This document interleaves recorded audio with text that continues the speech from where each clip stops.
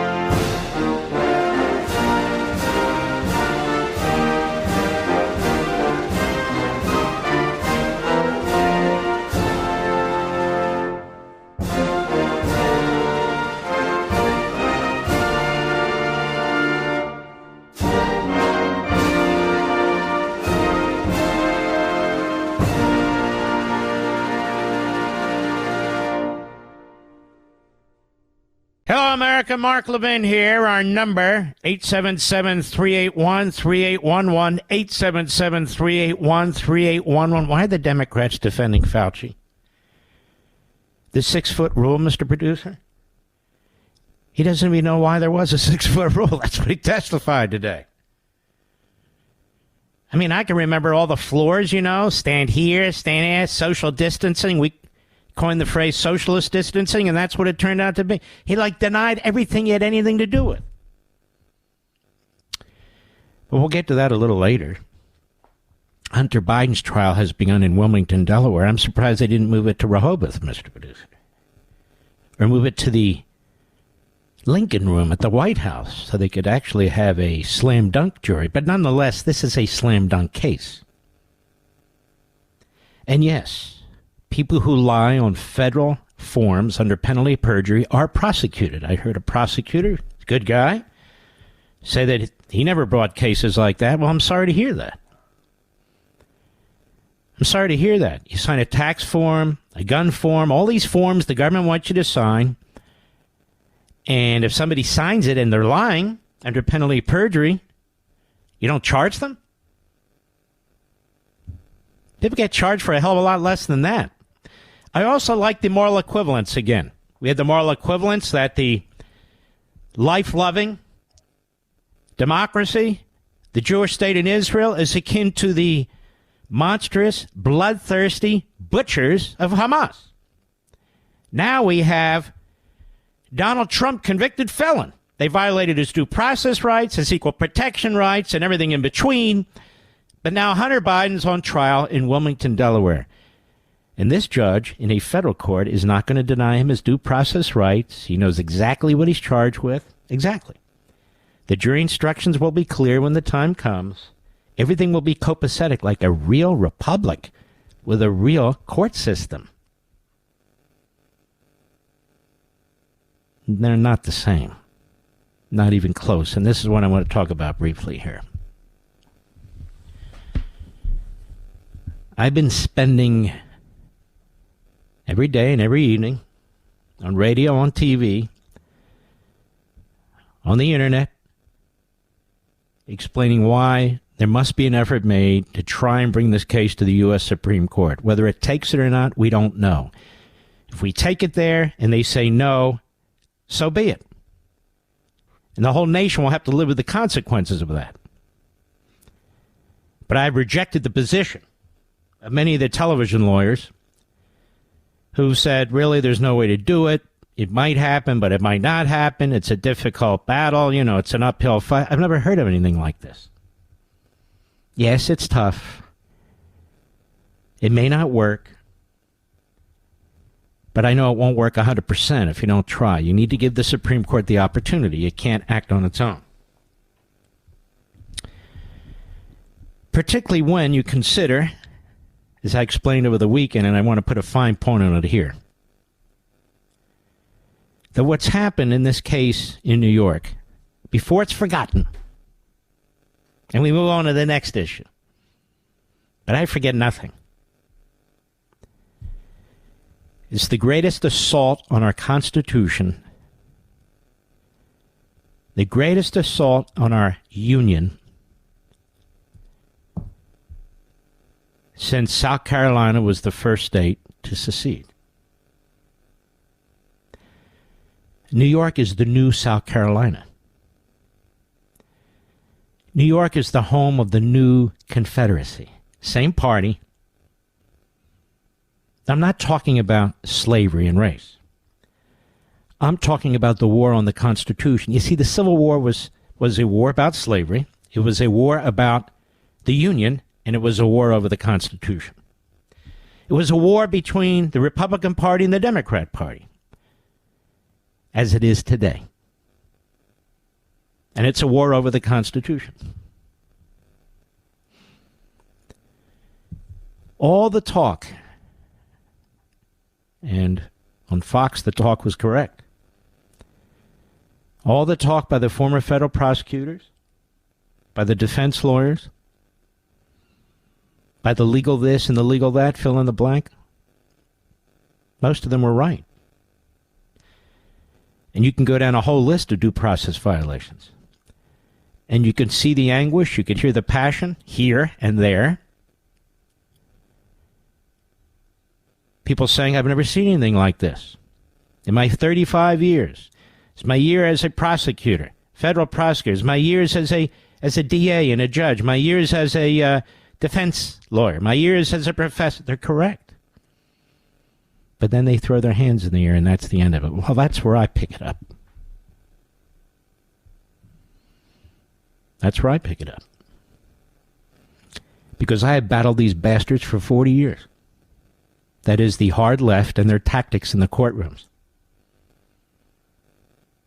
You can't play patty cakes while they're throwing legal Molotov cocktails. And that's the difference between those of us who are in the conservative legal movement and others who have practiced more traditional law.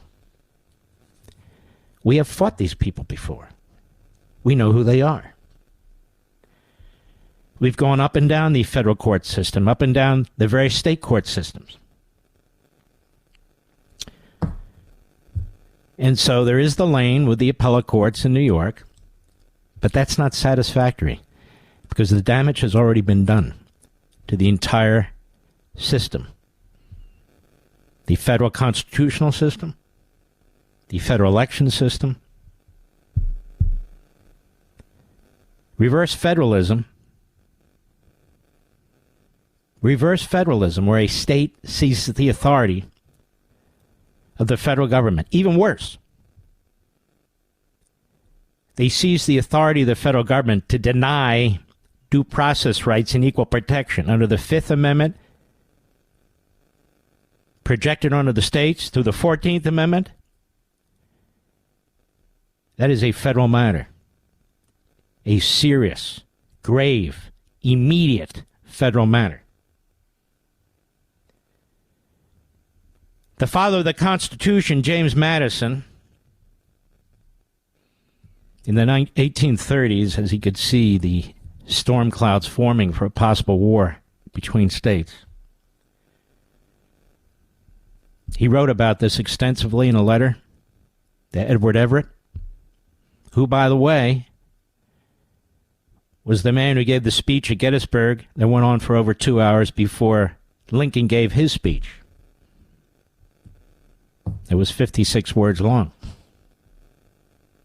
Nobody remembers Everett's speech. Everybody remembers the Gettysburg Address. But he asked questions, important questions, to James Madison, and James Madison took the time to write a multi-page letter. They didn't have a computer and a typewriter. He handwrote his letter. And the father of the Constitution said some very, very profound things. Number one, you're not just a citizen of a state. When the Constitution was adopted by these states, you became a citizen of the United States. You have protections in the state, and you have protections as a citizen of the United States. And if a state on its own seeks to deny a citizen the protections of the federal Constitution as a national citizen in the United States, that's unacceptable. That's number one.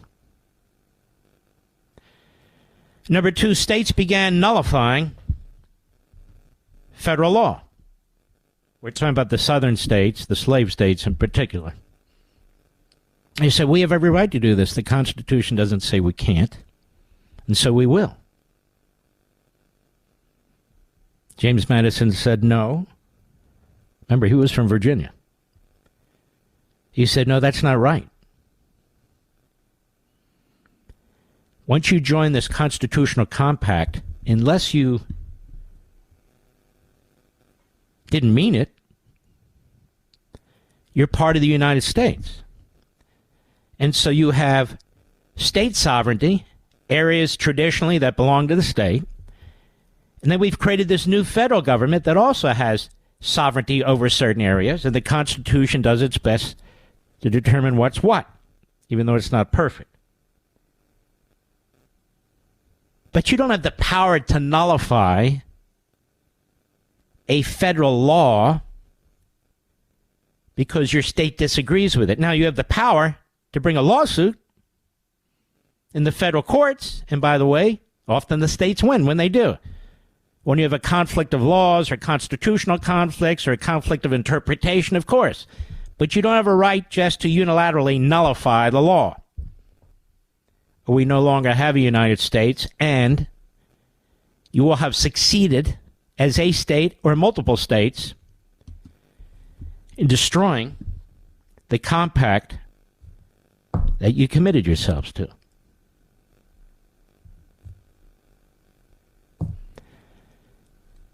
And number three, I would add, we have a Bill of Rights. The Bill of Rights was adopted after the ratification of the Constitution. The Bill of Rights were ratified by the states as well. And over the years, I've read and studied these various state convention debates that took place. There have been excellent books written about it. There are transcripts of some of them. And I would look very carefully at 7 of them. Most of the Bill of Rights resulted from states telling what would be the new Congress, we will ratify this Constitution, but there are changes or additions that we insist on. Because those men who drafted the Constitution and adopted it in Philadelphia, they didn't want to open up the whole Pandora's box and all of a sudden have 5,000 things and criticisms and so forth. And so they said, look, please ratify the Constitution and we will revisit these issues. And so the Congress met under the Constitution. And for a while, they were ignoring what they had promised the states, except when the father of the Constitution, a representative from Virginia at the time, James Madison, stood up and said, we made a promise to these states and we have to keep it. As a footnote, James Madison was elected to the House of Representatives by defeating somebody you may have heard of as well, James Monroe. They both lived in the same county, Monroe would become president later, of course. He was not involved directly in the Declaration of the Constitution. Just a little bit historical fact. Madison proposed to the new Speaker of the House, look, we ought to have a committee of the whole. The whole House of Representatives should do this, put together a package. But they decided to set up a special committee with Madison as the chairman. They came up with 17 amendments based largely on what the states had raised. The states were very, very concerned that this new big government would not protect the individual. There'd been a big debate, at the Constitutional Convention over whether there should be, they didn't call it a Bill of Rights, but an enumeration of rights that belong to the individual. And the person who pushed this the hardest, you may have heard of him, it was George Mason. And one of the people who opposed it was James Madison. Madison said, if we start listing them, what if we miss something? And Mason said, well, if we don't list at least those that we believe are core, then we're not emphasizing them. Turns out Mason was right. Turns out Madison knew it. And so those amendments proposed were sent to the Senate. They whittled it down to 12. The House adopted the 12, two-thirds vote both houses. It was sent to the states. I want to pick it up from here. We'll be right back. Mark Levin.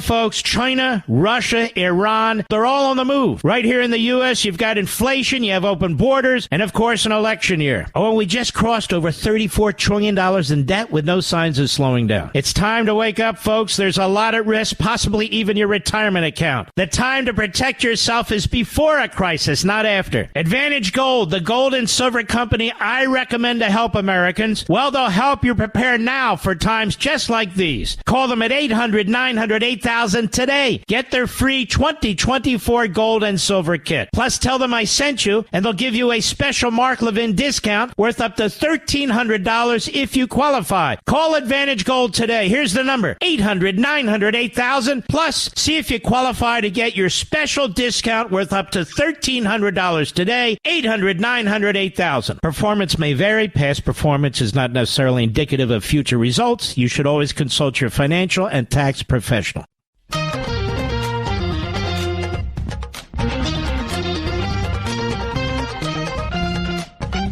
The word is nullification. We haven't seen nullification since the Civil War. And we've seen it in New York, and we've seen it in a courtroom.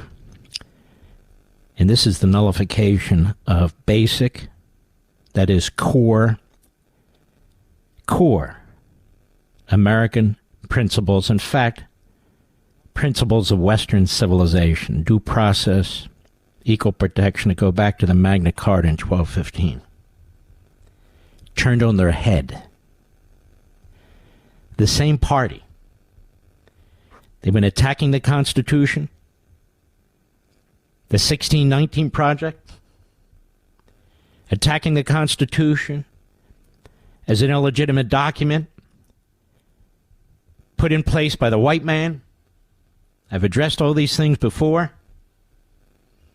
Attacking, and now the result in this courtroom in Manhattan was the nullification of due process and equal protection under the 5th and 14th Amendments. Now, what does that mean? Oh, I'll explain when we return. Folks, we've got an awful lot swirling around this country, both internally and externally. We've got wars going on in all parts of the world. We've got riots effectively going on in our colleges and universities. We have inflation through the roof. It's an election year to boot. All these problems are often huge tailwinds for gold, which is why gold is at all-time highs, looking like it's going to go higher. And when it comes to gold, I only trust my friends at Advantage Gold. They help Americans just like you protect your retirement accounts and help safeguard your wealth through diversification. So call them right now. 800-900-8000. Get their free 2024 gold and silver kit plus a special Mark Levin discount worth up to $1,300 if you qualify. Call Advantage Gold right now. 800-900-8000. See if you qualify to get your special Mark Levin discount worth up to $1,300 today. Performance may vary. Past performance is not necessarily indicative of future results. You should always consult your financial and tax professional. Mark Levin, America's passionately cerebral voice. Talk with that voice now. 877-381-3811. So it's not even the state of New York that's nullifying anything. It's a judge and a prosecutor. Now, what's the effect on other states? Obviously, you have New York that's interfering with a federal election, so it's interfering with all the other states. That's why it's a national, a federal issue. New York, via this court, via that judge, via that prosecutor, have violated due process, violated the Equal Protection Clause, and the impact for the American people is nationwide. The impact is in Kansas, Utah, Pennsylvania, Illinois, Colorado, Texas, Florida, every single state, all over the country.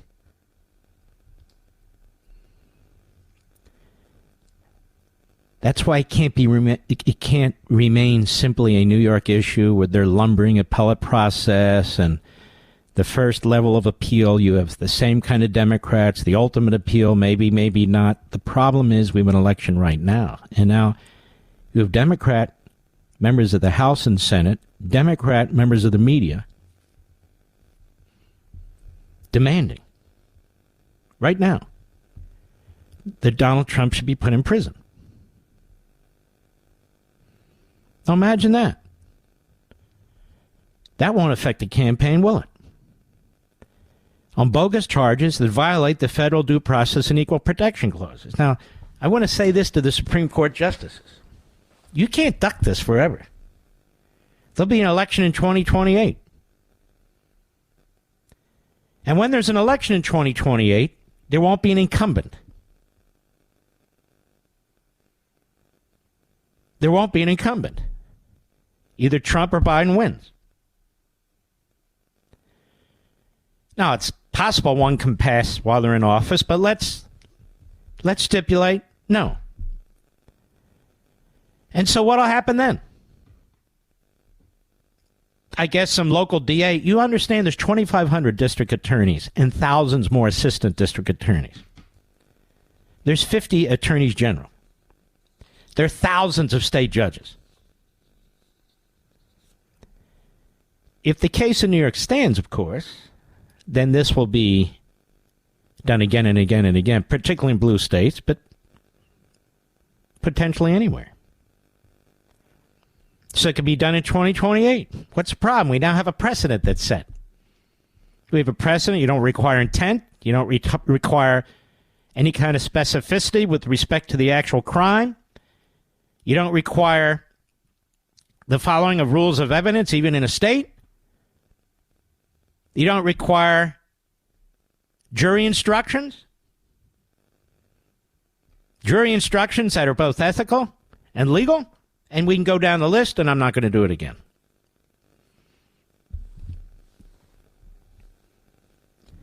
That's the problem. This won't go away. You can't put it back in the box just because you're wishing it would. And that's what annoys me with some of these lawyers. Well, we'll go through the process. The people will get angry. The people in Bragg's district are not going to get angry. They'll vote him over and over. They'll give him a ticker tape parade. But that's irrelevant, too. We have a justice system. It's not supposed to be subject. It's not supposed to be subject to popular demand. It's a justice system. We don't put it out for a vote among the population whether you're innocent or guilty, God forbid. No. We have a whole system set up. And not just us. Again, this is called the Enlightenment. This is called civilization. Except in that courtroom in New York. It's called tyranny.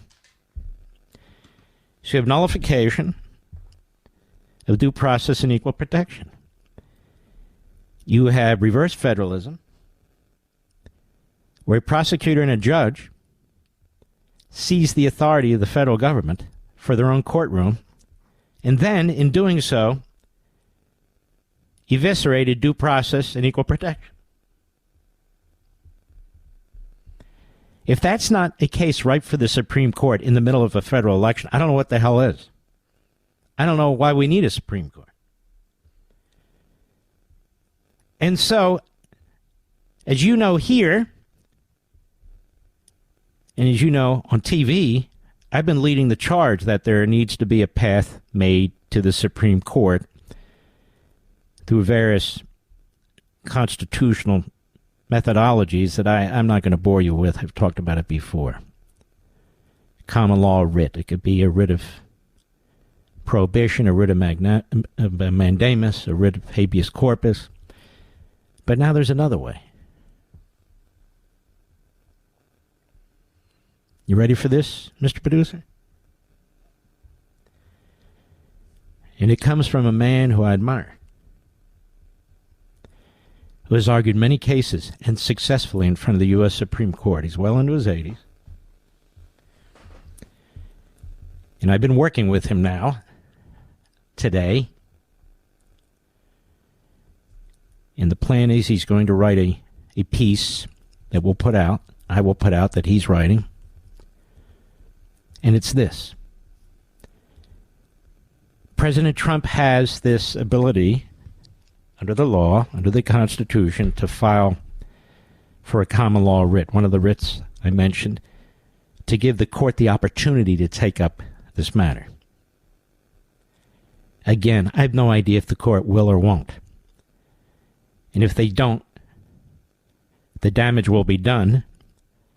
It's not like the filing creates the damage. The damage will be done because they don't take the case.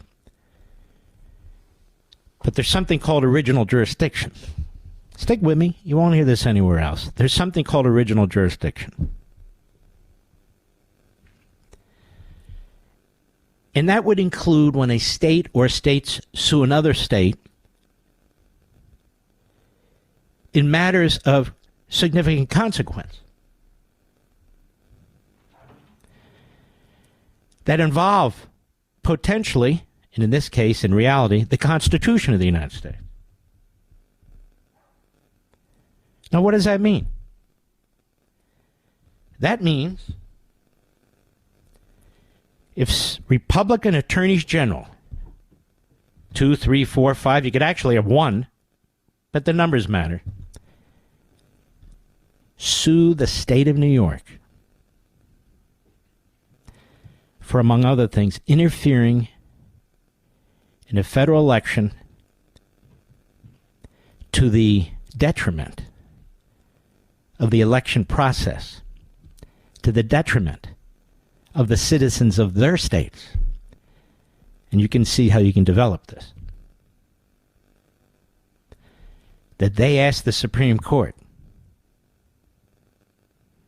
to step in under original jurisdiction. You don't even need a writ, a writ of certiorari, but you don't need a common law writ. They asked them to step in and to address this in order to protect the citizens of Florida, the citizens of whatever. I've tried to make contact with the Attorney General of Texas. I've heard crickets so far.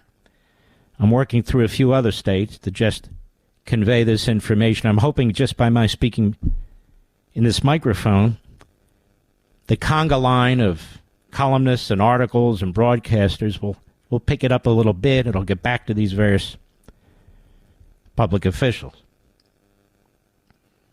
And so my thinking is,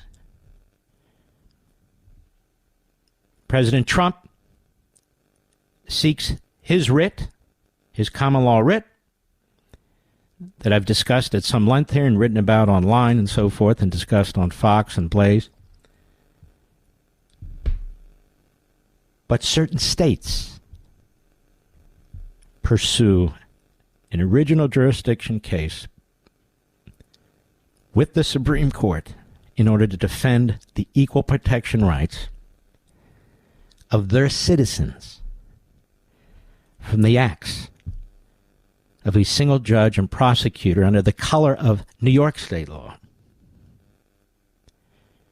because it impacts more than New York. Get the point, Mr. Producer?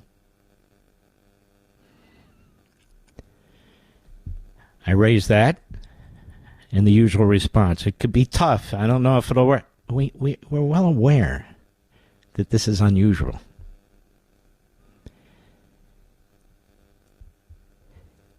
But it's more than impossible. It is possible when you look at Bush versus Gore. In Bush versus Gore, President Bush and Vice President Cheney, I should say their election efforts at the time, they sought what they termed an emergency appeal to the U.S. Supreme Court. They filed an emergency appeal, quote unquote.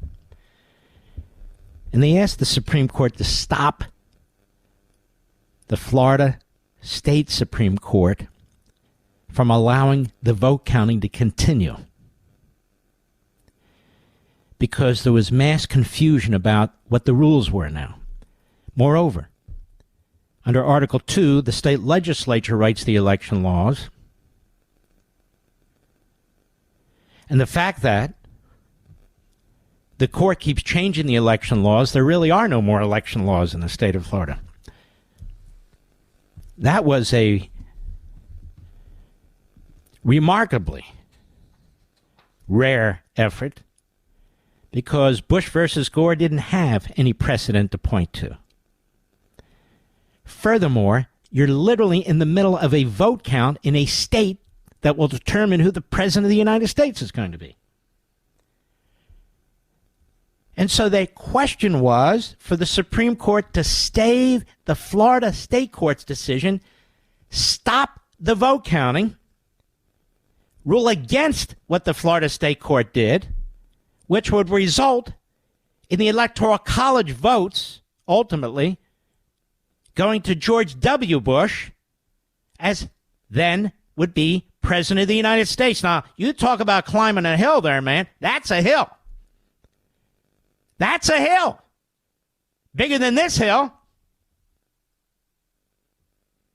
Nobody's asking anybody to stop counting votes. Nobody's asking anybody to rule in a way in which it would be clear the Electoral College votes would go to one candidate or another.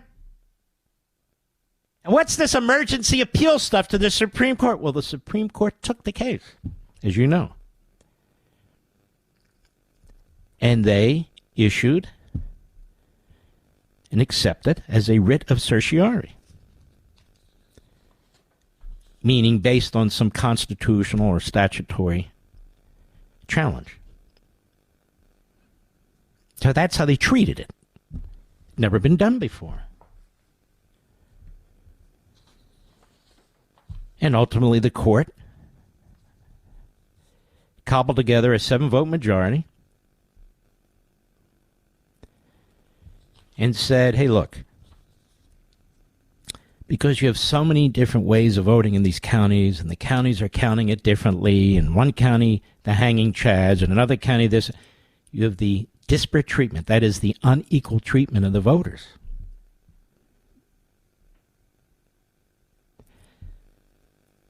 That's unconstitutional. And you know the rest. What I'm saying is, you have one judge and one prosecutor who seized federal authority, wouldn't even define it. They used a federal election law as a sort of nebulous reference to breathe life into a state statute, and then they used the state statute to impact a federal election by handicapping the Republican candidate against the Democrat candidate. This isn't a normal election. Just here. This has never been done before in American history. So why is it being done now? Why is the timing now? How the hell do you breathe life into a state statute when you can't even point to the federal statute? And what would you use a state statute like this for that's never been used like this before in the history of the state? Well, we'll go up that process, the lumbering New York. No. You don't understand. You can do that, but that doesn't help the people in Texas and Florida and Kansas and everywhere. That's irrelevant. We're saying there's a federal violation. It's not to be decided by the New York appellate courts. They can decide the innocence or guilt in that court, but they don't get to decide the federal questions, and they don't get to decide for all the other states how this current election is going.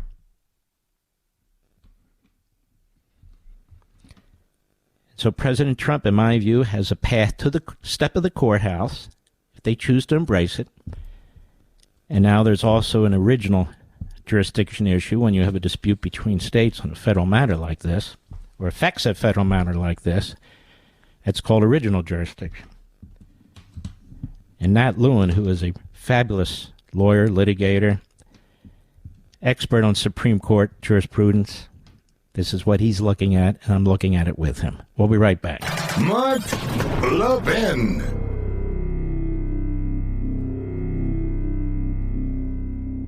All over the world, our enemies are on the move. And in our own country, same thing. Things are tough between rising prices, election issues, a $34 trillion debt. But folks, there is good news. If you're smart, you can use these problems to your advantage. By making the right choices right now, you can keep your retirement money safe and even make more money in this climate. That's where Advantage Gold comes in. They're experts in helping Americans protect their savings with gold and silver. It's called diversification. Call Advantage Gold today, 800-900-8000. They'll send you a free 2024 gold and silver kit that tells you how to keep your money safe when things are bad. Tell them I sent you, and you may qualify for a special Mark Levin discount worth up to $1,300. Call Advantage Gold at 800-900-8000, 800-900-8000. See if you qualify for that special discount worth up to $1,300. That's 800-900-8000. Performance may vary. Past performance is not necessarily indicative of future results. You should always consult your financial and tax professionals.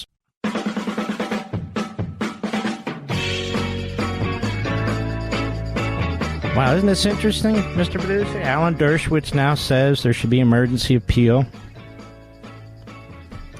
Greg Jarrett, literally, minutes ago, just posted there should be an emergency appeal. It's not so lonely anymore, Mr. Producer. Others are saying there should be an emergency petition. They're not saying what type because they haven't researched it, but that's okay. That's okay. We're getting there. And that's why I do what I do. Let's see here. We have... Okay, anyway. And there will be more. It's the nature of the beast. It's what I do. And then we'll get this thing going as we must. But the more the merrier. Come on in, boys. I'm all for it. We'll be right back. This segment of the podcast is exclusively sponsored by Pure Talk. Pure Talk offers great coverage and can save your family money on your wireless bill every single month. Go to puretalk.com to find the plan that's right for you. Thank you again for listening, and thank you so much for this sponsorship, Pure Talk. He's here. He's here. Now, broadcasting from the underground command post, deep in the bowels of a hidden bunker, somewhere under the brick and steel of a nondescript building, we've once again made contact with our leader, Mark Levin. Hello, America. Mark Levin here. Our number, 877-381-3811, 877-381-3811. I don't like predictions, Mr. Producer, but I'll make one because it'll occur.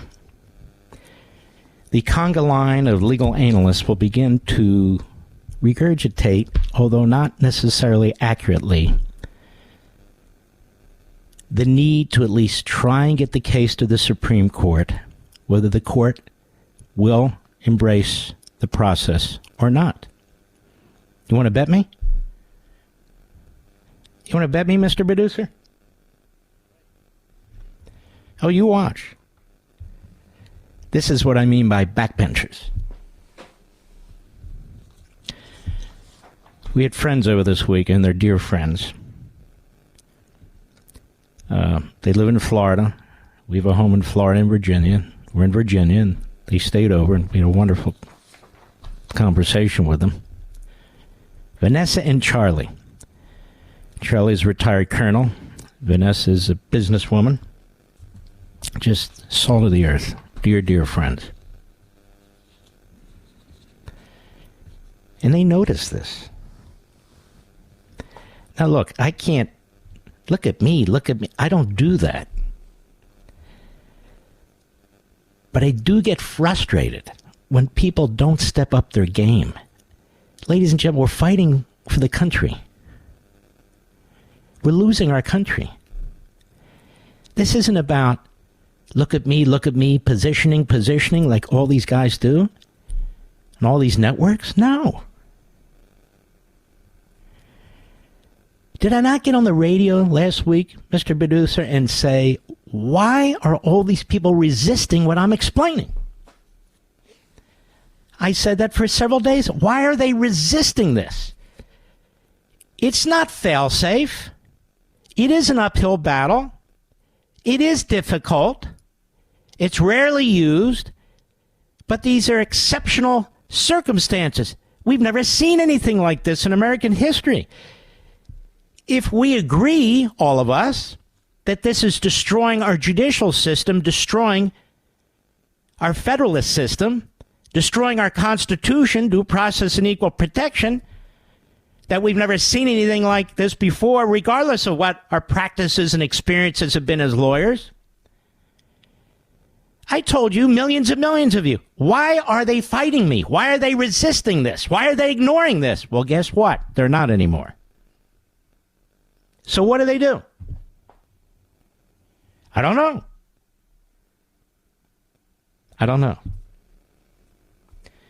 You know what I did all morning, America? I was studying this potential second track.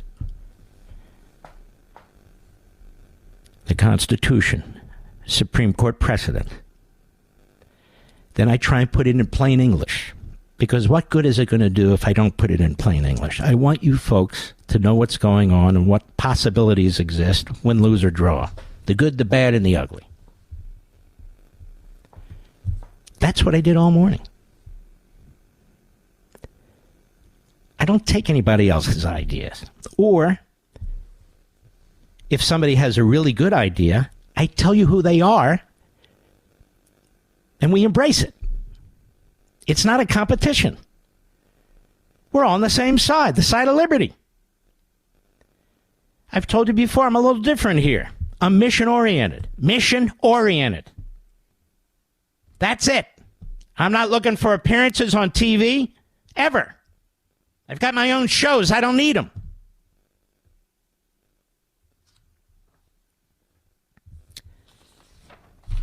But you can tell early on. I'll give you an example. When here, right here, behind this microphone, what date was it, Mr. Producer, in 2017? It was a Thursday. So like March 3rd? What was it? It was March 5th or 7th or 3rd, whatever it was. I'm sitting here with stacks and stacks of articles before I go on the air. In my own experience as a former chief of staff to an attorney general, I'm looking at this stuff. And then I go, wait a minute, I see a pattern here.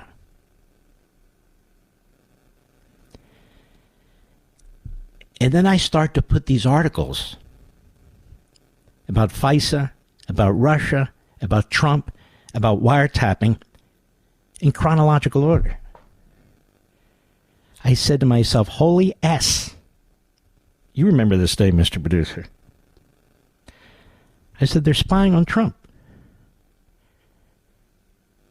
And they're leaking about it. They're bragging about it. And so like a lawyer, I started putting exhibit numbers on them. Exhibit 1, Exhibit 2. I think I had like 20 exhibits, 11, 12, whatever it was. And I put it together. It's on the, you can get it off marklevinshow.com, can't you, Rich? Or is it's there. It's on YouTube. It's everywhere. I said, oh my God. Then I went back and I looked at it again and I said to myself, look, I don't have subpoena power. I can't investigate the government.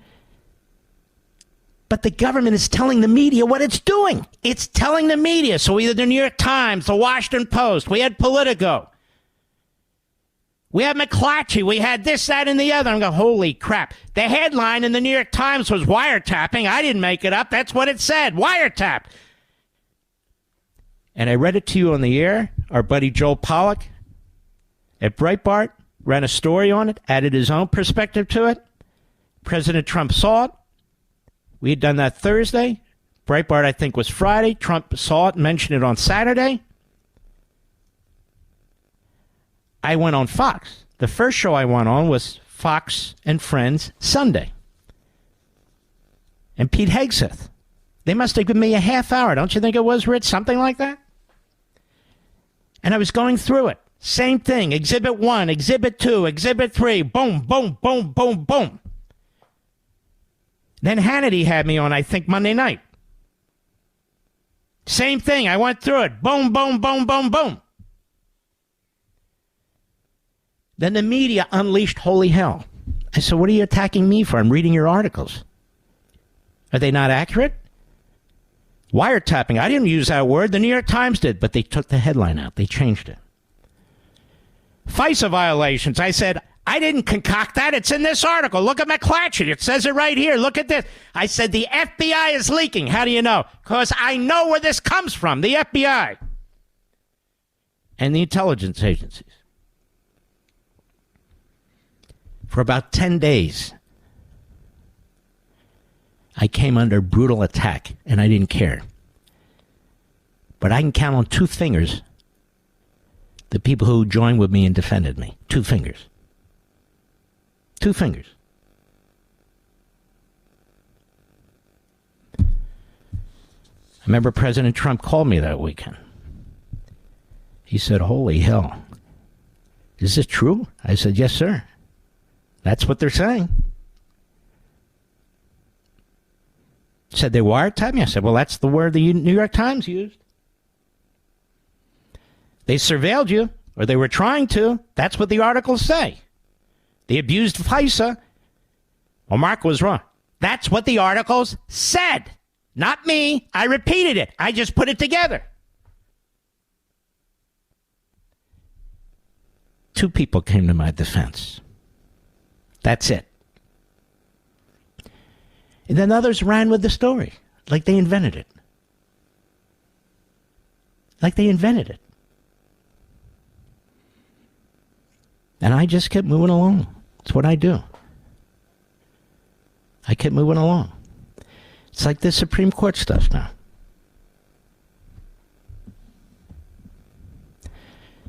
Brett Baer, who is a great journalist, by the way. I sent him, I said, you really ought to do stories on this. He said, I'm talking to some legal experts. I knew who he was talking to. He said, they don't agree with you. I said, so what? Why are they legal experts? I'm the expert in what I research and say and write. They're not. I explained further. Then former U.S. Attorney Brett Tolman said, Mark's right. There are avenues. And then John Yoo said, Mark's right. There are avenues. And he wrote a story on it with Tolman. He said, what about that? Tolman said, yes. Yoo said, yes.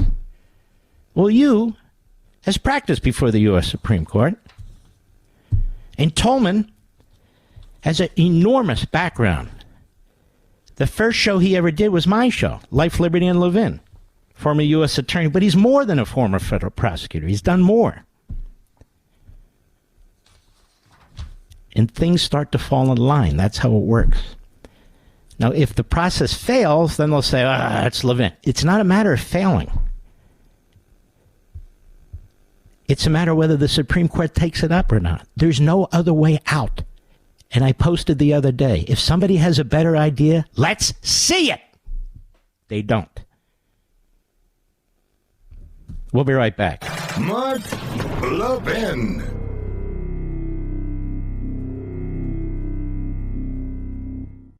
Did you know one of the largest U.S. flags in the state of Georgia stands proudly in Pure Talk's parking lot? To honor that flag, Pure Talk is supporting America's Warrior Partnership in their mission to prevent veteran suicide. For our servicemen and women, the transition to civilian life can be very difficult, especially now. Access to housing, employment, and even their earned VA benefits can be very difficult. That's where America Warriors Partnership steps in by providing real support where and when our vets need it most. And you can help this noble cause when you switch to Pure Talk's 5G service and support this great charity. Through Flag Day, they'll match every dollar donated up to $50,000. Choose a wireless company that shares your values and puts you on America's most dependable 5G network for just $20 a month. Go to puretalk.com/Levin. That's puretalk.com/LEVIN to make the switch. That's puretalk.com/Levin for superior cell phone service. That's half the price of Verizon, AT&T, or T-Mobile, and to help Pure Talk with vets in need.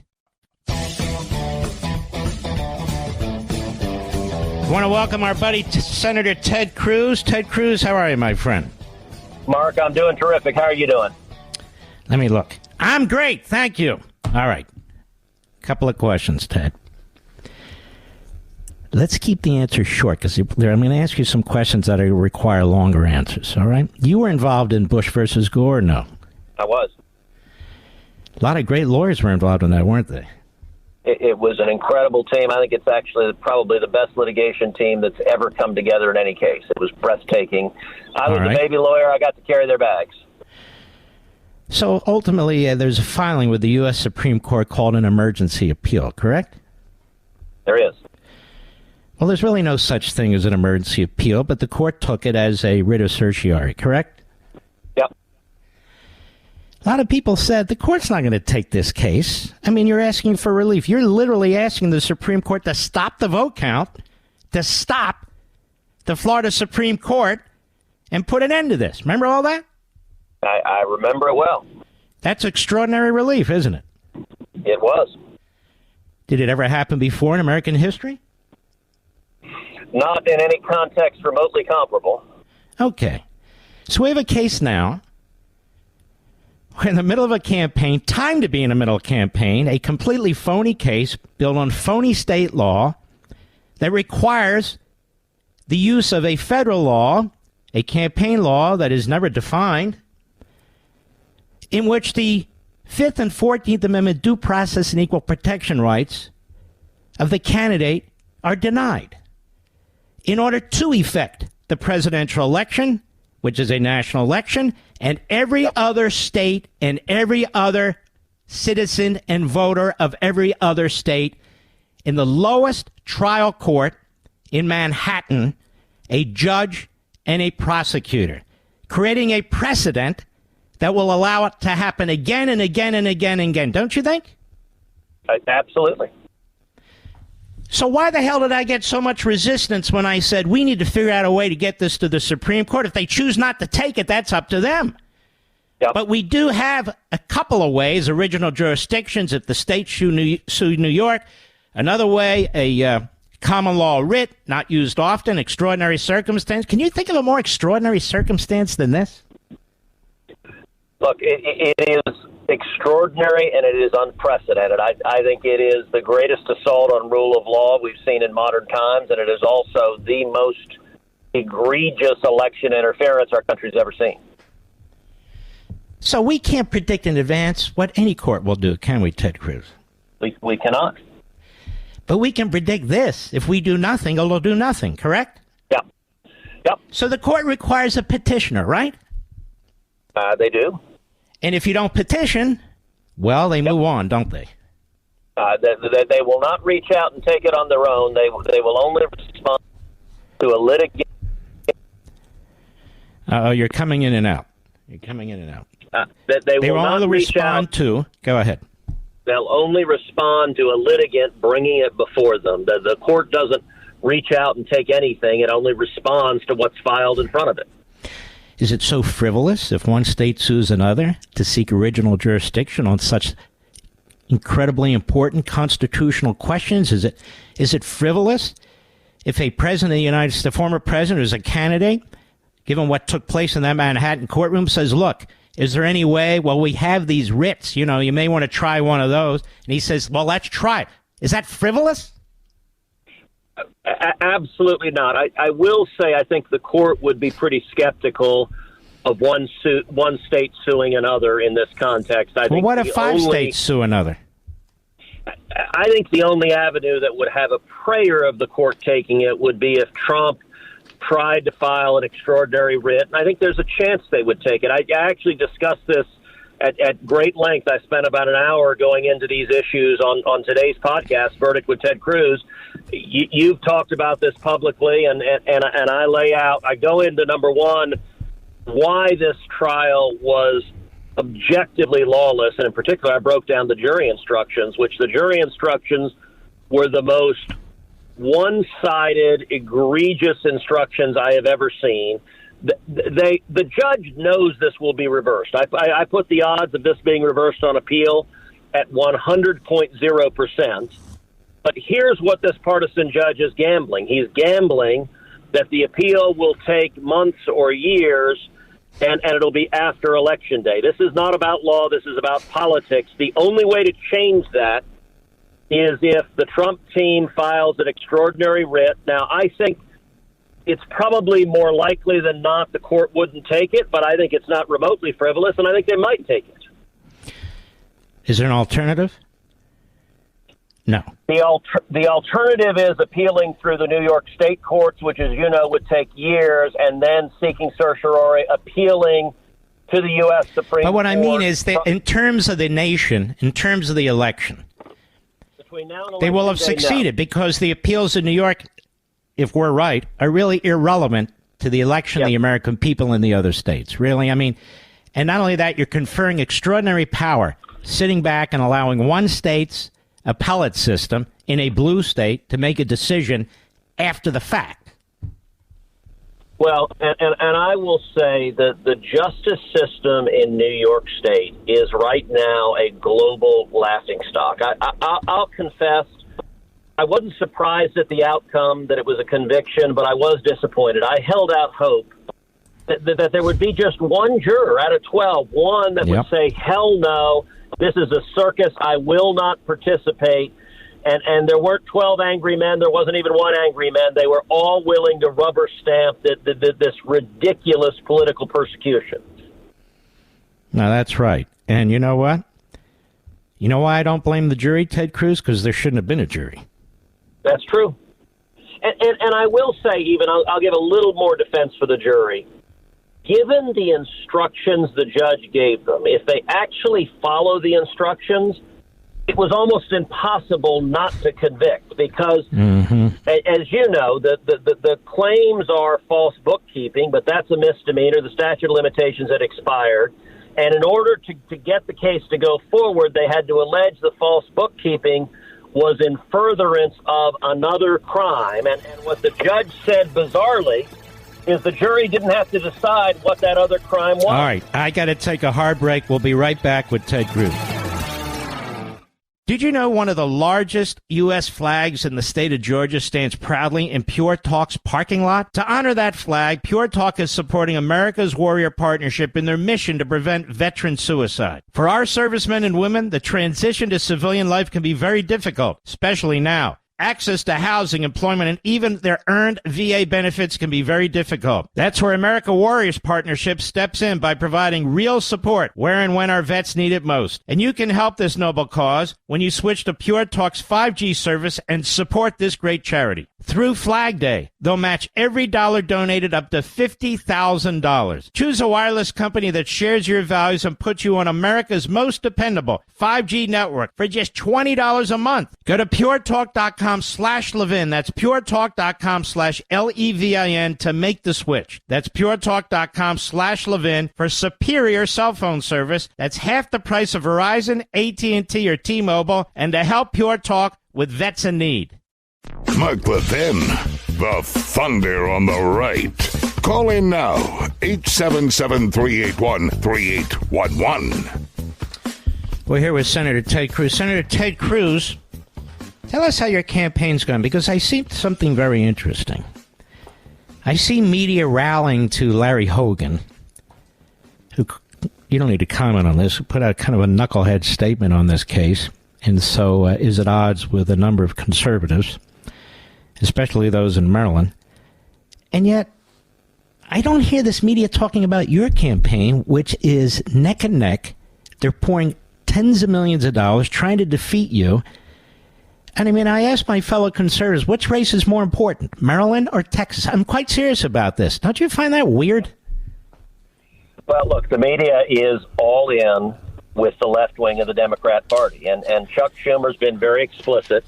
I'm his number one target in the country. Barack Obama has been explicit. He's told Democrats, go after Texas. George Soros is already flooding millions into Texas, into my race, trying to beat me. And my opponent, a very left-wing Democrat, is raising tens of millions. He is right now on TV across the state.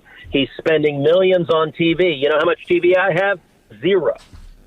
Right now, if you turn on your TV in Houston or San Antonio or South Texas, you see every other ad as a commercial for my opponent. And the reason is he has so much money, they can afford to do that. I'm raising money, but last time around, I was outspent 3-1, and the media is fully in bed. My opponent doesn't take hard media questions. He sits in his basement just like Joe Biden, and he's just trying to buy the race, and the media is doing everything they can to help him. Mm-hmm. And by the way, people want to help you. Where do they go? So our website is tedcruz.org, tedcruz.org. And I got to say, Mark, every time I go on, the patriots listening to your show, they go to tedcruz.org. They give $25 or $50 or $100, and it is an incredible. It is how we stand up to Schumer and Soros's millions. It is the incredible generosity.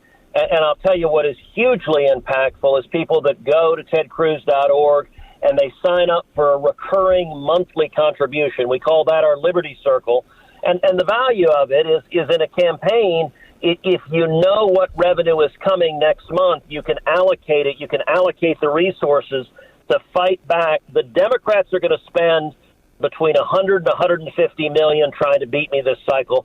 They're coming after me with everything they got, and it's simply... It is patriots who love freedom and the Constitution going to tedcruz.org and making contributions. That's how we're able to fight back.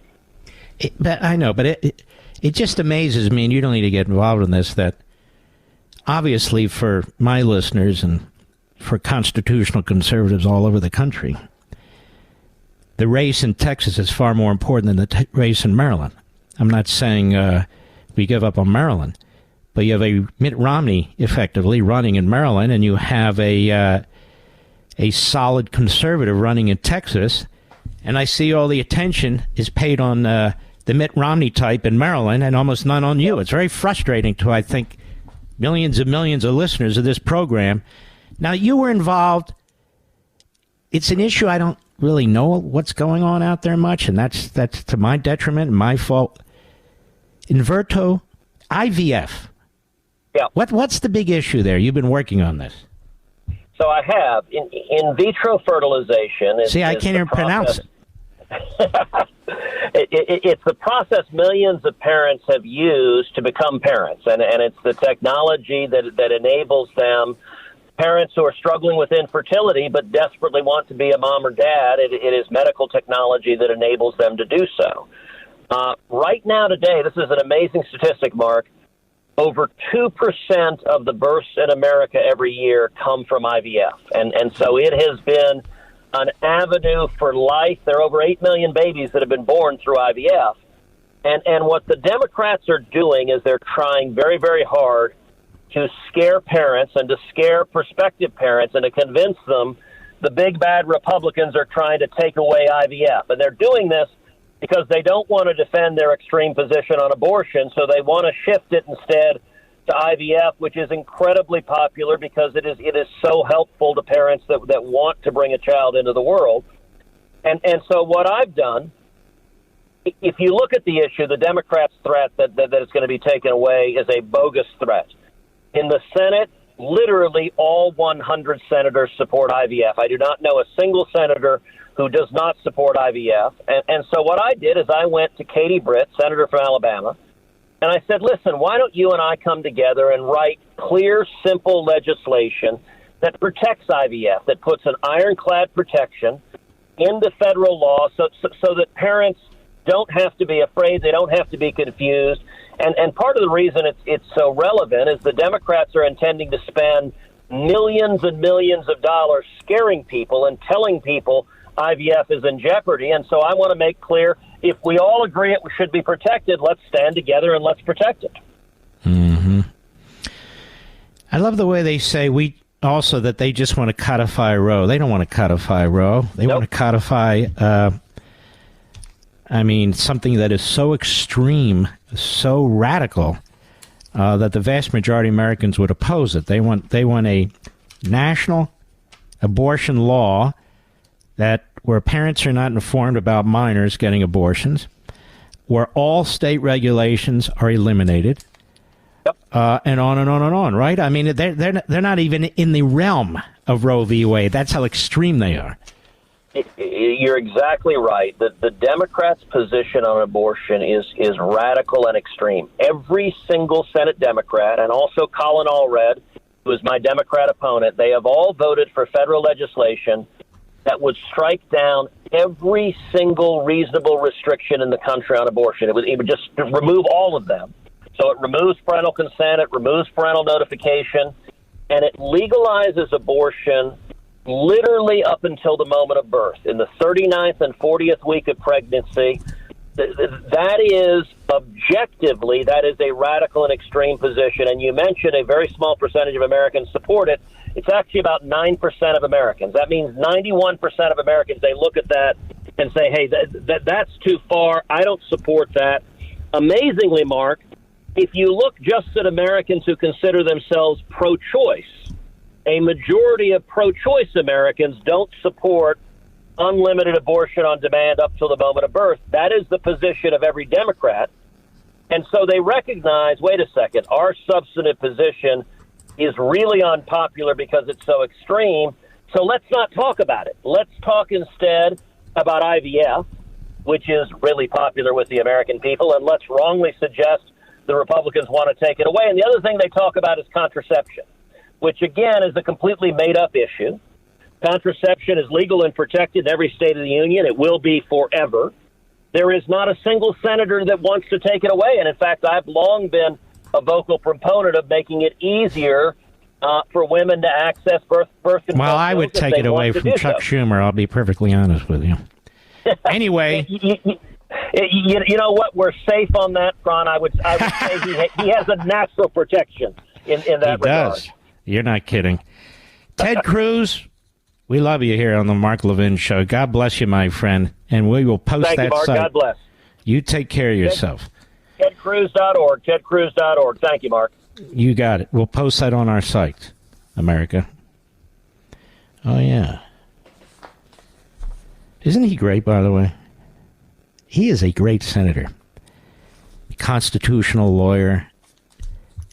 And you look at him where he stands on economics and so on. Ted Cruz is like the quintessential example, in my view, of what a constitutional conservative, a constitutional senator should be. Now, there's a few others, too, don't get me wrong, but we can't afford to lose him. While they're all crying in Washington, D.C., the establishment Republicans and their media about Larry Hogan. If you and I wake up after Election Day and he loses, so be it. If Cruz loses, that's a gut punch, don't you think, Mr. Producer? That's the difference. And we don't want to swap Hogan for Cruz. In other words, Hogan wins and Cruz loses. That is a disaster. We'll be right back. Mark Levin.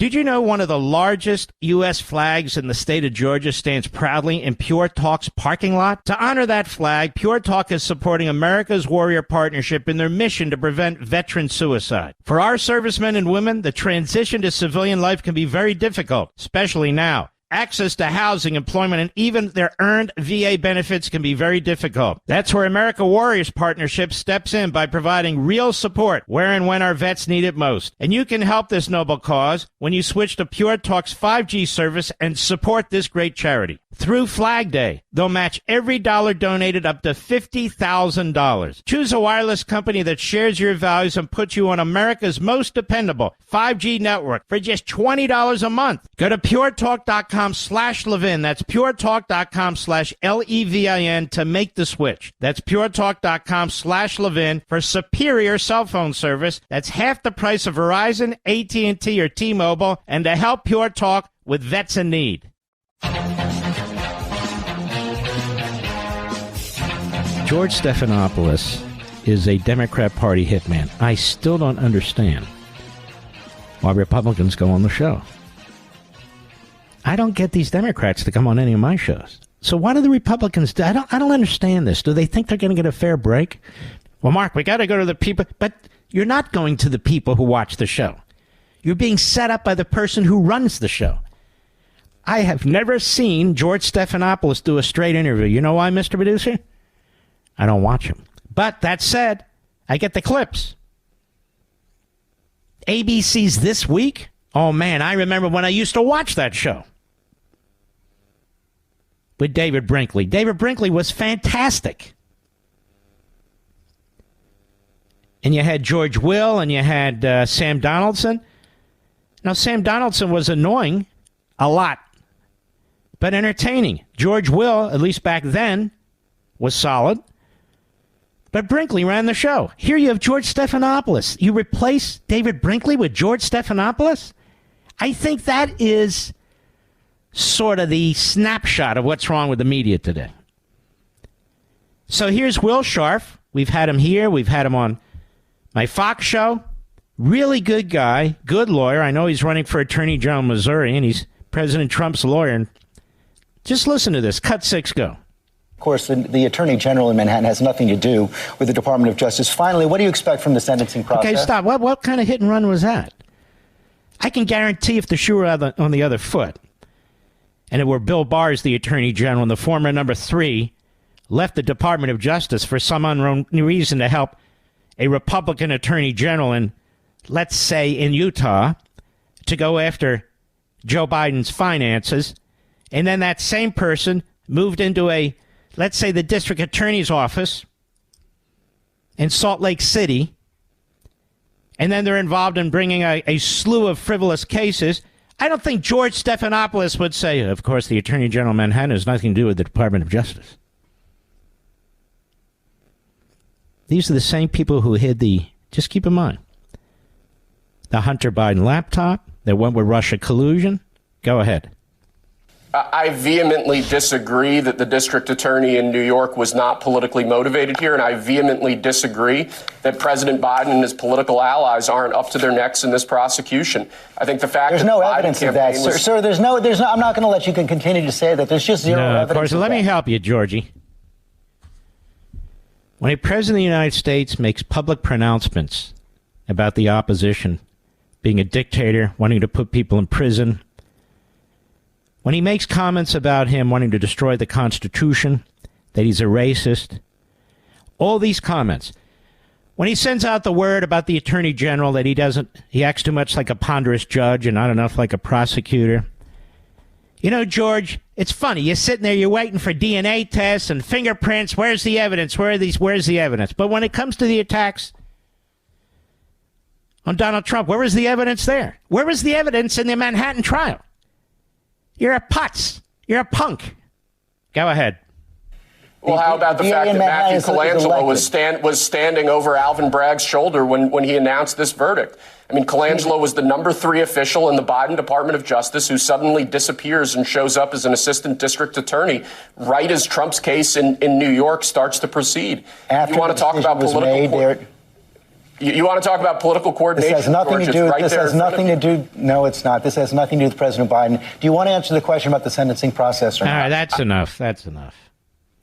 No, he just showed up. It's coincidental that he was behind the Letitia James case, Then he's behind the Alvin Bragg case. Bragg had turned down the case. Then this guy shows up. Then they're prosecuting the case. Yeah, George. When it comes to Democrats, George is Helen Keller. When it comes to Republican, he's Jack the Ripper. I'll be right back.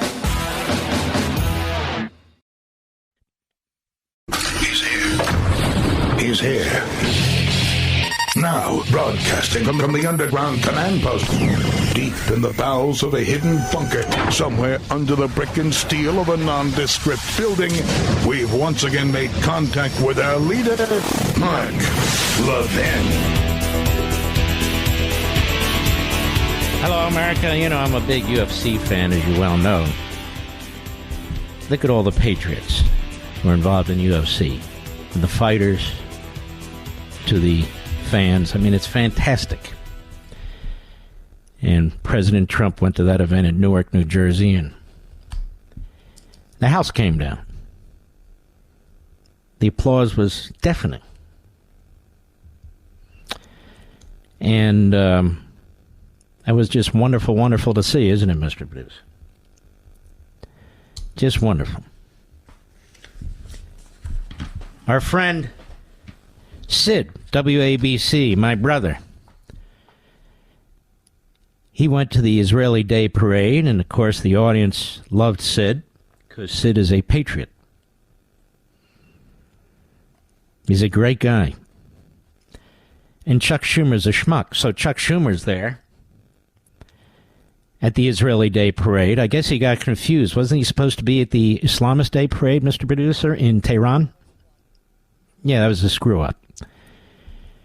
So there is Chuck Schumer with his cornrows, davening all the way, no doubt about it, as he's at the Israeli Day Parade. And let's listen. We'll only give you about 20 seconds of this at the greeting for Chuck Schumer. Go. Please welcome Brooklyn boy, Senate Majority Leader Charles Schumer. Thank you. Bring them home. Bring them home. Bring them home. Bring them home. Bring them home.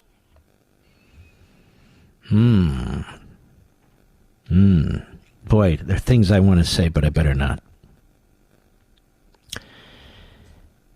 Joe Biden, Antony Blinken, both of whom should be indicted, God willing, if Donald Trump's elected president, for the reasons the Democrats want to indict us. They have this very bizarre-looking and bizarre-sounding individual. I'm not talking about the Secretary of State. There is that. I'm talking about his mouthpiece, this guy, Matt Miller. And he's regurgitating what Biden is saying. He's regurgitating what Blinken's saying. Regurgitating. What's victory? What's this idea of total victory against Hamas? We've never heard of such a thing. Cut 10, go. Number one, this is a proposal from the Israeli government. So that's the first thing that's important. Okay, let's stop right there. Let's stop right there. He's a liar. He's a fraud, just like his boss and his boss's boss. Netanyahu came out and said, no. He had to say the President of the United States doesn't have this right. Netanyahu said over and over and over again, we're going to crush and destroy Hamas. And I told you I smelled a rat fink, and that would be Biden, 2 rat finks, and Blinken. When on Shabbat, when basically Israel shut down, they come out with this announcement that we accept the Israeli proposal, and we expect Hamas to adopt it, and Egypt and Qatar behind it. Qatar. And of course, he's a liar. And I blame Biden and Blinken for the deaths of many of these hostages. Number one, they funded October 7th. And number two, everything they have said to undermine the state of Israel and their leadership has motivated Hamas to hang in as long as it can and to do whatever the hell it wants. Because under the Biden plan, there'd be a ceasefire, the leadership would survive, and they'd be there to fight another day. To slaughter another day. This war on Israel by Biden, Blinken, and the Democrat Party is like nothing we've ever seen in American history. How we treat an ally. We've never seen anything like this. Go ahead. it is important to speak to the benefits of this proposal to all Israelis. And that's why you saw the president do it on Friday. That's why you've seen the secretary speak to some of these same themes and issues a number of times, including in Israel. And I will say, yes.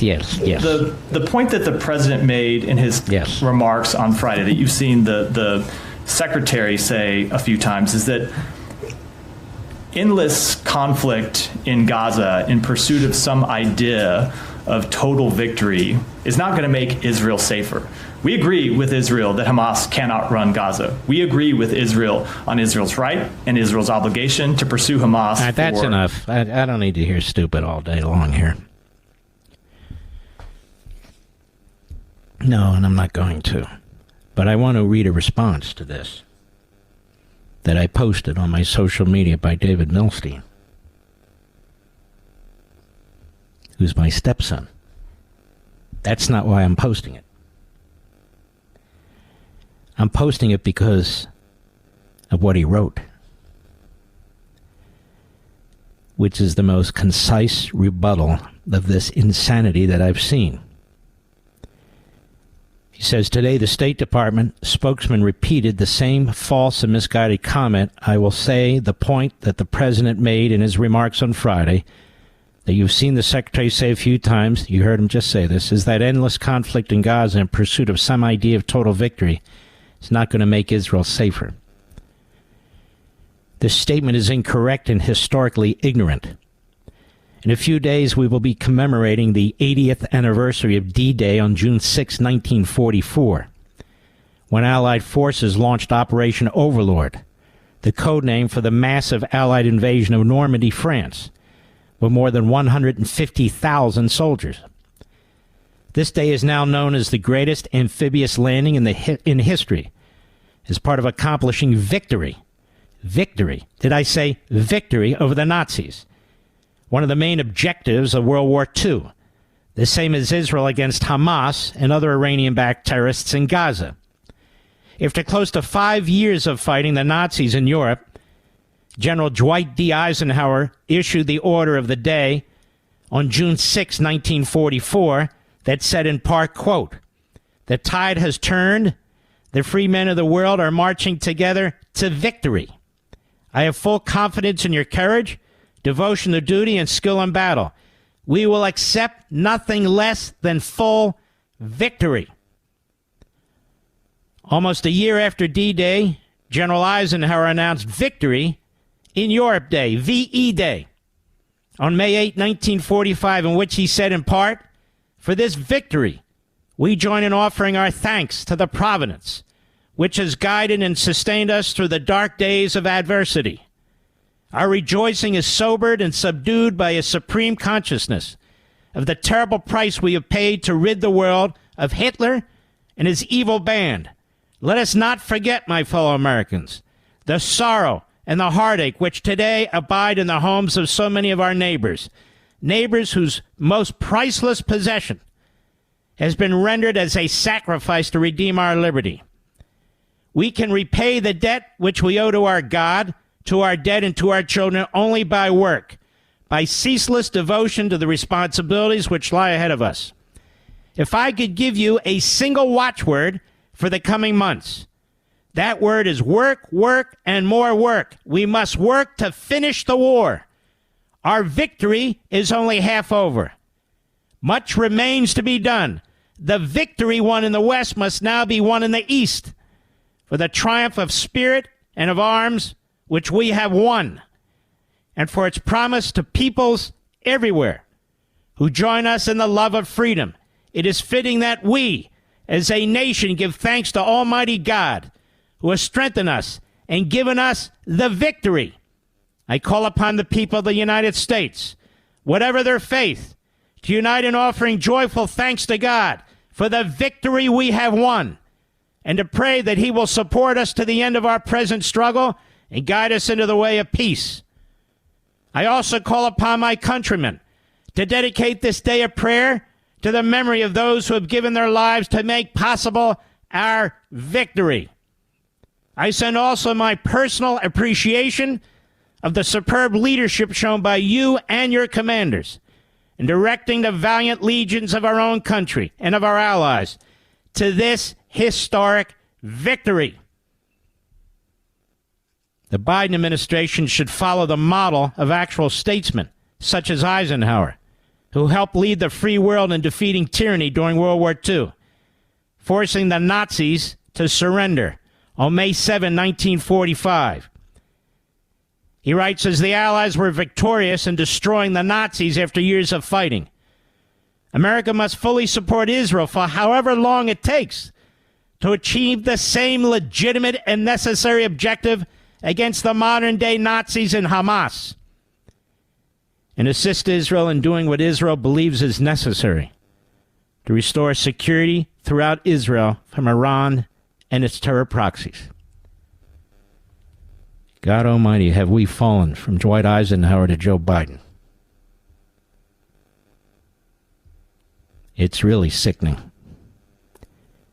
And so now, Mr. Producer, with this in mind, I want you to go back and play Matt Miller of the State Department today. Cut 10 again, go. Number one, this is a proposal from the Israeli government. So that's the first thing that's important.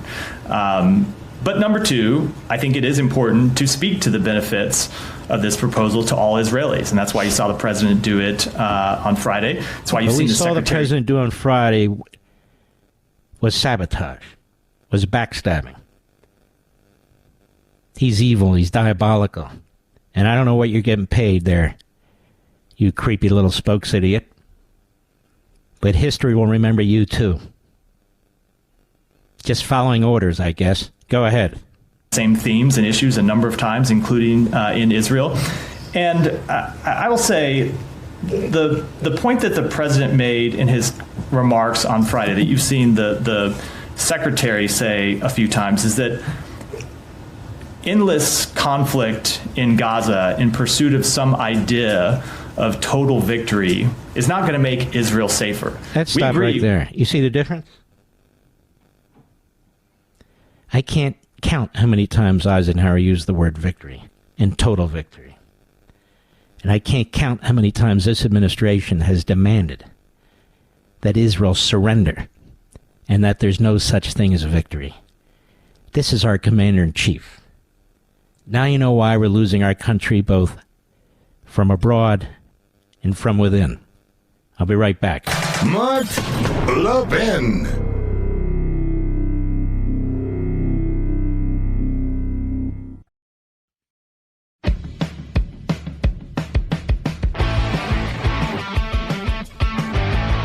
With a president who doesn't believe in victory. Now, this is where I agree with the people who say we have these forever wars. It doesn't appear like even the highest brass in the Defense Department even believe in victory anymore. I'm quite serious about this. Victory. They can't even define victory.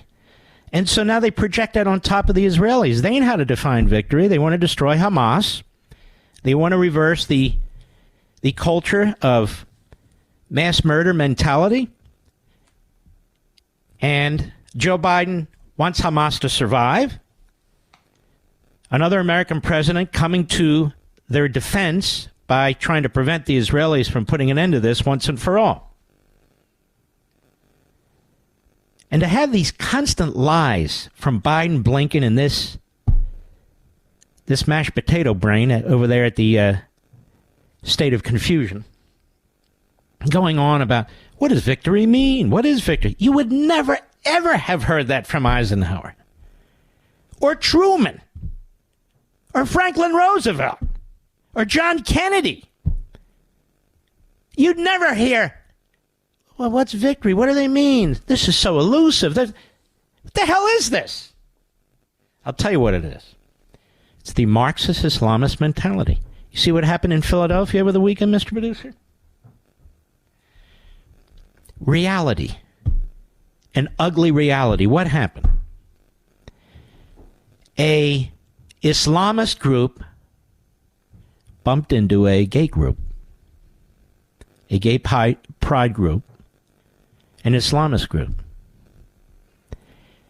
And they fought brutal fights right there in the streets.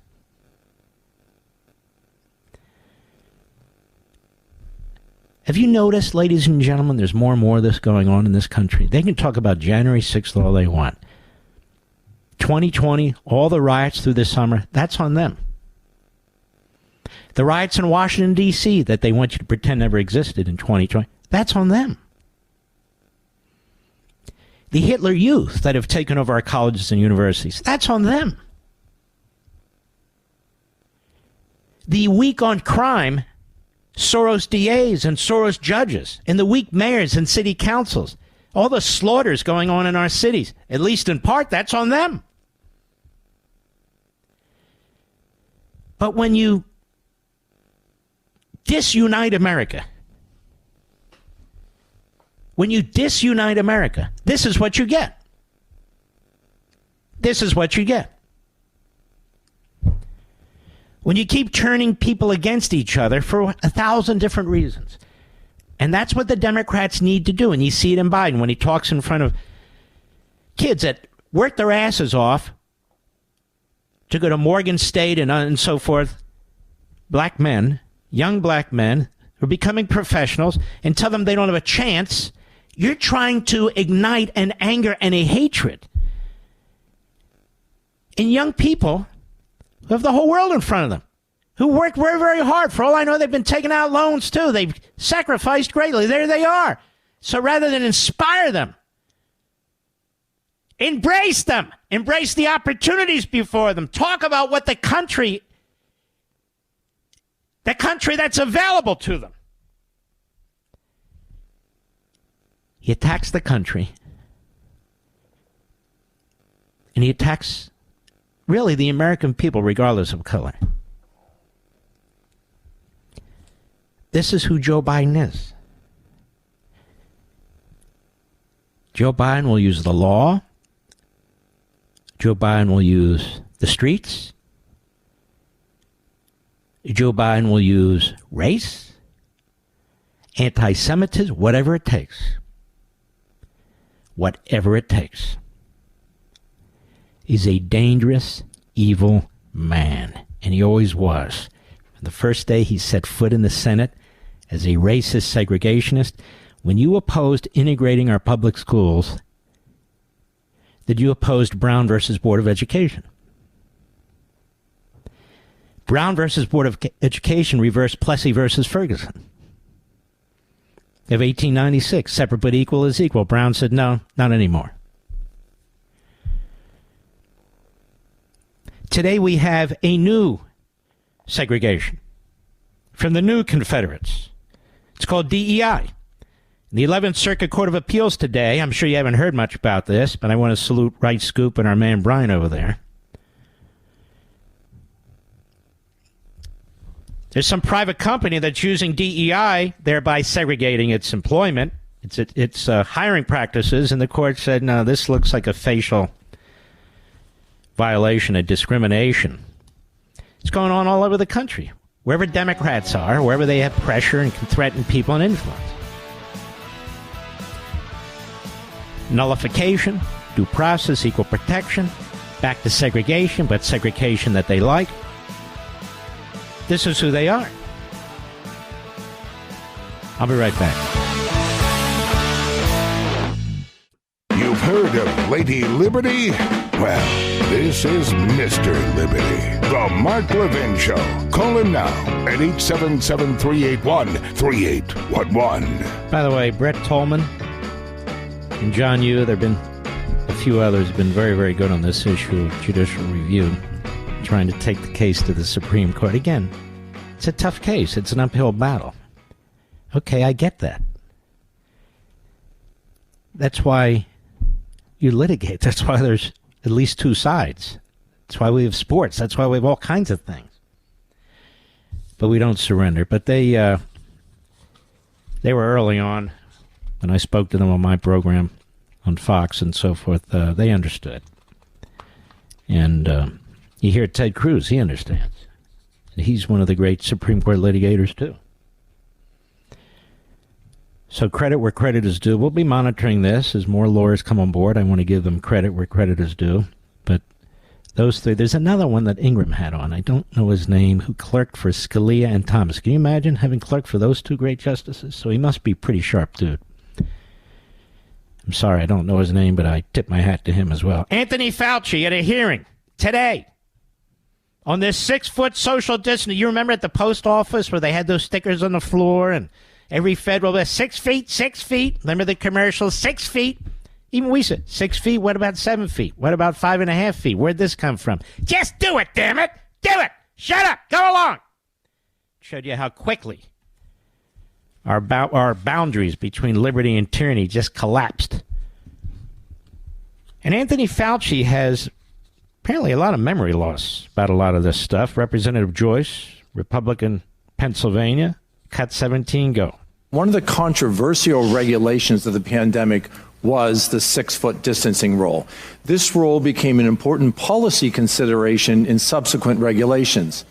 However, you testified recently, and I'm quoting, this 6-foot rule sort of just appeared. Do you think that a rule that sort of just appeared is substantial justification for the regulations that we saw based on that 6-foot rule? Congressman, thank you for that question. I answered that, but I'll summarize it briefly for you.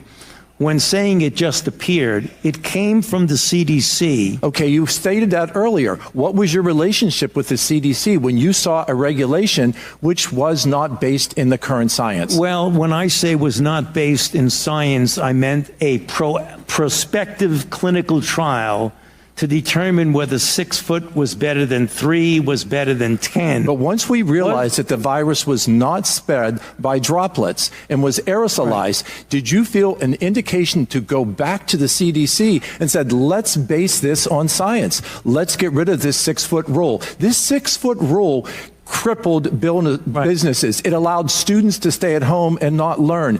Americans suffered. And that suffering continues because the fracture of trust in American scientists continues to this day. Did you not feel an obligation for something that just sort of appeared, not to go back to the CDC and say, let's base this on what we know? It was a CDC decision, and it was clear. Were you dialoguing with the CDC?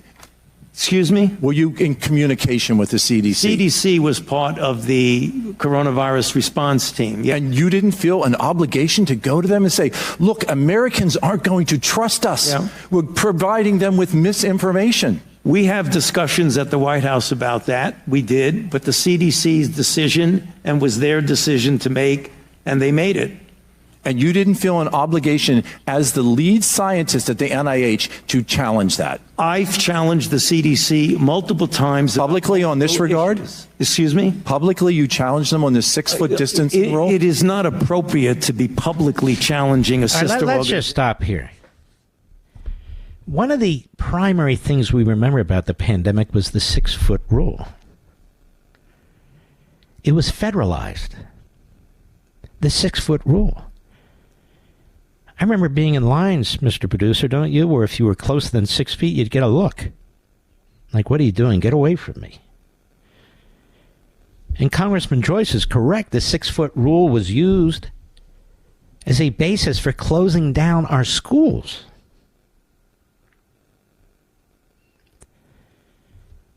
And listen to this mealy-mouthed crap here.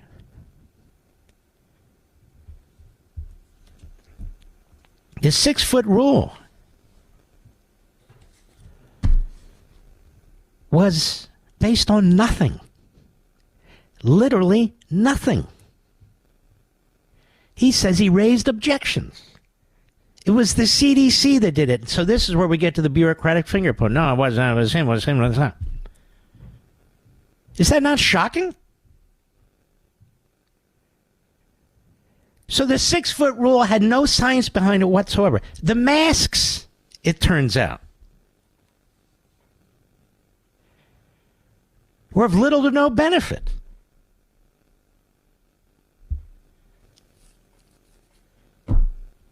These are the government scientists. The government scientists.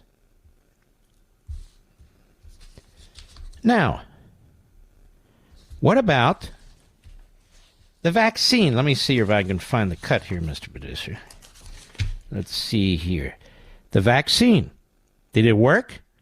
Ask Representative Ben Wenstrup. Cut 14. Go. Vaccine stop transmission of the virus. That is a complicated issue because in the beginning, the first iteration of the vaccines did have an effect, not 100%, not a high effect. They did prevent infection and subsequently, obviously, transmission. However, it's important to point out something that we did not know early on that became evident as the months went by, is that the durability of protection against infection and hence transmission was relatively limited, whereas the duration of protection against severe disease, hospitalization, and deaths was more prolonged. We did not know that in the beginning. In the beginning, it was felt that, in fact, it did prevent infection and thus transmission, but that was proven as time went by to not be a durable effect. All right. All I know is I got it twice, including after the vaccine. And what stopped it the second time was the decision of the governor of Florida, Ron DeSantis. I could never remember the name of that damn mono something or other. But anyway, I don't know if it killed it or not, but it certainly stopped it in me and my family members. Monoclonal antibodies. That worked. It worked. I know it worked. I got a shot in each arm. And it was so simple in Florida. You'd go to a public library, or you'd go to the fire station is where we went, or something like that. And there were people there that give it to you. Eat a couple of bags of potato chips, then they'd let you go after 45 minutes or so, and it went away. And it went away. Very interesting. Now, what about this funding of gain-of-function research? This story was actually broken on my Fox show when we had, I forget the gentleman's name, Mr. Producer, but he was the former sort of senior editor of the Science and Nature pages within the New York Times. Do you remember? Remember we had him on? Okay, we had him on Fox, and we had him on radio. And he was outstanding. And he wrote a long piece, and we went over it in great detail, and this is what kind of moved the ball on this one eco group and their involvement in the funding processes and so forth. Right here on the radio was where that story was not broken, but promoted nationally from a paper this gentleman wrote. See if you can find his name, will you, Rich? We're looking. But he said the idea that it was sort of animal to human. Nicholas Wade, that sounds right. He said that's very unlikely, and it's more likely. He said, look, I don't have all the evidence, and the Chinese won't give it to us, but it's much more likely it came from the lab. And that's what sparked on this program, on Fox, that's what sparked so much of the interest, because the world in which this man operates, he really had to step out of that world. Let's go to cut 19. Representative Debbie Lasko, Arizona. Go. How can you definitively say that the NIH did not fund the dangerous gain-of-function research? I go back to what I said, that the gain-of-function research by the operative and regulatory definition of P3CO does not include at all the viruses that were studied under the subaward. How do you know that, sir, if there was no lab books, nothing from China? We know what viruses they were studying. How? How do you know? You never went there. I'm telling you that the NIH funded research on these viruses. If someone else somewhere in China was doing something else, well, and that's the problem, because NIH didn't go there. You didn't get the reports that were needed. How in the world would you know? I'm going to go on to the next question. Well, you're not hearing what I'm saying. Yeah, she's hearing what you're saying. And Nicholas Wade said something very, very similar. that the security wasn't in place, that the oversight wasn't in place, and he went through a whole long list of things that should have taken place that did not take place, and then we have the cover-up at the end by the communist Chinese, and in some respects, our own government. And so that's the problem. I'll be right back. Mark Levin.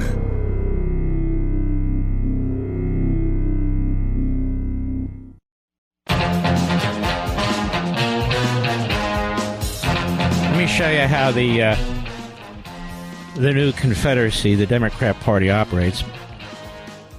The federal judge, the chief federal district judge in the Southern District of Florida, shot down what he called an orchestrated campaign to remove Judge Eileen Collins. He said, Cannon, rather. Judge Eileen Cannon. Said, no, it's an orchestrated campaign. See, these people are burning everything down they can. This judge said, no, we're not going to do that. The Department of Justice refuses to release the audio of the interview of Joe Biden with former special counsel Hur. They have absolutely no constitutional or precedential grounds for this. They say they released the text. As it turns out, it's not the complete text. As John Solomon points at Just the News, DOJ says written record of Biden interview with prosecutors omitted words. That's a cover-up. Also, Joe Biden, with just the wave of his hand, reversed the position of the head of the Border Patrol and effectively gave amnesty to 350,000 illegal aliens. And tomorrow he's going to announce really strict rules for securing the border. It's too late, folks. There's 12 million people here. 12 million. Bigger than most of the states in this union. And of course, God forbid if he's reelected, he will remove the executive orders. But all that said, flying in almost 500,000 illegal aliens, flying them from their home countries into the United States, preparing to bring in the peaceful Palestinians out of Gaza to join the Islamists in our streets. Joe Biden is destroying America from within. That's why Barack Milhouse Benito Obama got all excited the other day. And there's good news if you're a civil libertarian who believes in a free press. There's chaos at the Washington Compost. Sally Busby's no longer editor. They brought in somebody else, I think, from the Wall Street Journal. And there was a big throwdown. And she said, hey, look, we're bleeding money at the Washington Compost. Apparently, people don't want to read what you have to write. So you know what that means to a typical phony journalist at the Washington Compost? That they have to become more radicalized and go more on the attack. These industries are destroying themselves. But nothing compares to the New York Slimes in its history, let's be honest. Supporting Stalin, covering up the Holocaust, installing Castro, and now, of course, supporting Hamas over Israel, much like Biden. If the Washington Post goes under, the way I view it is we'll save more trees, carbon dioxide will be limited, and the truth shall set you free. I salute all you heroes out there. God bless each and every one of you, and I'll see you tomorrow.